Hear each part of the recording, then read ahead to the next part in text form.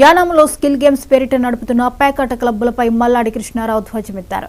French యానాంను పేకాట యానాంగా మార్చారని ఆవేదన చెందారు. యానాం కొత్త బస్టాండ్కు అతి సమీపంలో నిర్వహిస్తున్న పేకాట క్లబ్ వద్ద యానాం యువత మహిళలతో కలిసి ధర్నా నిర్వహించారు.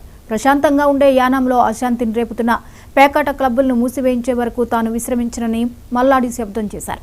కొంతమంది పోలీస్ అధికారులకు సూర్య క్లబ్ నుంచి లంచాలు నిరంతరం అందుతున్నాయని మల్లాడి ఆరోపించారు. యానాంలో క్లబ్లు నడుపుకోవడానికి ప్రస్తుత ఎమ్మెల్యే వత్తాసు పలుకుతున్నారని ఆరోపించారు.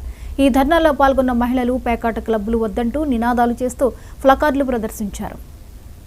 పేకాట క్లబ్బుల మీద నా ఆధ్వర్యంలో ప్రజలు నిన్న మధ్యాహ్నం నేను పిలిపించిన మీద ఈరోజు సూర్య క్లబ్కి వ్యతిరేకంగా రోడ్లో ఆ క్లబ్కి వ్యతిరేకంగా కూర్చోవడం జరిగింది.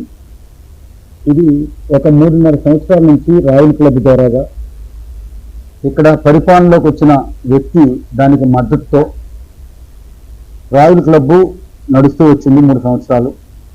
దాన్ని హైకోర్టు నుంచి కింద కోర్టు నుంచి ఫేవర్గా తెచ్చినా కానీ సుప్రీంకోర్టులో స్టే చేయడంతో ఈ మధ్యలో రాయల్ క్లబ్కి సంబంధించిన ఆ ఓనర్ కూడా క్యాన్సిల్ చేసుకోవడంతో సుప్రీంకోర్టులో ప్రభుత్వం ద్వారాగానే కాకుండా శంకర స్వామినాయుడు వెల్ఫేర్ ట్రస్ట్ ద్వారాగా ఒక రిటైర్డ్ హైకోర్టు జడ్జిని కూడా నేను అడ్వకేట్గా పెట్టడం జరిగింది.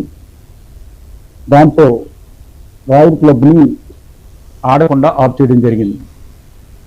ఈ రాయల్ క్లబ్ని ఎలాగైతే ప్రోత్సహిస్తూ వచ్చాడో వ్యక్తి ఇప్పుడు మళ్ళా భారత ప్రభుత్వం పెట్టిన స్కీమ్ ప్రకారంగా 50-40 రేషియోలో ఏ స్కీమ్ ఉన్నా కానీ సెంట్రల్ గవర్నమెంట్ 60%, స్టేట్ గవర్నమెంట్ 40% పెట్టుకోవాలి.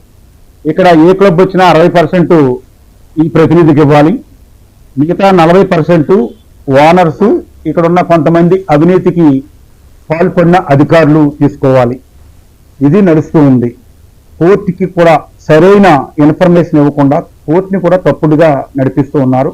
పేకాట క్లబ్బుల మీద దక్షిణ లెబనాన్